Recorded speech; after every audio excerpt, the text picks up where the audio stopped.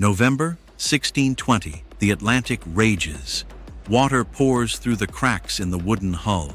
In the darkness, with screams and desperate prayers all around, the Mayflower vanishes beneath the waves. 149 people, Puritans, soldiers, sailors, their dreams, and the future they might have built, swallowed by the sea. But what if that really happened? What if the ship that carried the seed of American identity never made it to the New World? History could have been rewritten. And today, we'll show you exactly how. Autumn 1620. English separatists, known as Puritans, are fleeing persecution. Their goal? Religious freedom and a new life in America. On board, 102 passengers, dozens of sailors, a few supplies, and massive hope. They reached Cape Cod and founded Plymouth Colony, one of the cornerstones of what would become the United States. This is where ideas like self-government, written agreements, and civil compacts began, with the Mayflower Compact. But what if none of that ever happened? Let's say it's November 9th, 1620. The storm that damaged the ship's mast in real life turns deadly. The ship sinks in the cold Atlantic. No Plymouth, no Thanksgiving, no survivors. The Puritan migration is abruptly cut off, and with it, the first spark of American self-government. Plymouth, despite its hardships, became a moral compass for future settlers. Without the Mayflower, the Puritan wave is either delayed or never happens the same way. Boston, founded by Puritans in the 1630s, might never appear.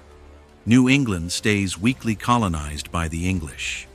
With the English absent, the French expand from Quebec down into what we now call Maine. Their forts and missions fill the vacuum where Plymouth was supposed to be. A Catholic mission network grows where Puritanism might have taken root. The Bible is read not in English, but in Latin and French. The Dutch solidify New Amsterdam. In this timeline, it's not ideology, but commerce that drives colonization. Spanish missions push north from Florida, reaching the Carolinas and even Virginia.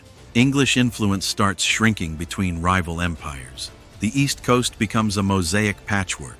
They speak French, Dutch, and Spanish, but English is fading. There's no cultural core to form an American nation. No Puritan morality. No belief in divine mission. Instead of one nation, many regional identities. Loyalty isn't to an idea, but to language, religion, and trade. Along the coast, tiny trade-based microstates emerge, each an enclave with no shared flag. Each has its own ships, its own laws, its own future. The Swedish colony of New Sweden, quickly absorbed in real history, now survives and grows. Scandinavian influence pushes deep into Pennsylvania. Without the Puritans, fewer schools, fewer books, less literacy. Reading the Bible is no longer a cultural foundation. By the early 1700s, England holds only Virginia and the Carolinas. The Northeast is lost forever. Without the Mayflower Compact, there's no early precedent for self-rule in English colonies. Instead of grassroots democracy, strict top-down control from the crown. Royal governors dominate, not local assemblies, which means no Virginia House of Burgesses, no culture of political debate. And when colonial unrest begins in the 1770s, the American Revolution might never happen at all. Puritans brought a work ethic that shaped the Northeast's economy. Without them, Southern plantations grow even more dominant. When Britain imposes taxes, the colonies lack the political voice to resist. No Boston Tea Party. No taxation without representation. If by the mid-1700s the American Northeast remains French or sparsely settled, the 7 Years' War ends differently. Britain doesn't take Canada. France holds its forts. The future United States becomes geographically and culturally fragmented. So here's the question: could a single American nation even form if the symbolic beginning in Plymouth never happened? If the Mayflower had sunk, America might have still appeared, but in a completely different form. Maybe later. Maybe under a different flag. Maybe not as a republic, but as a monarchy.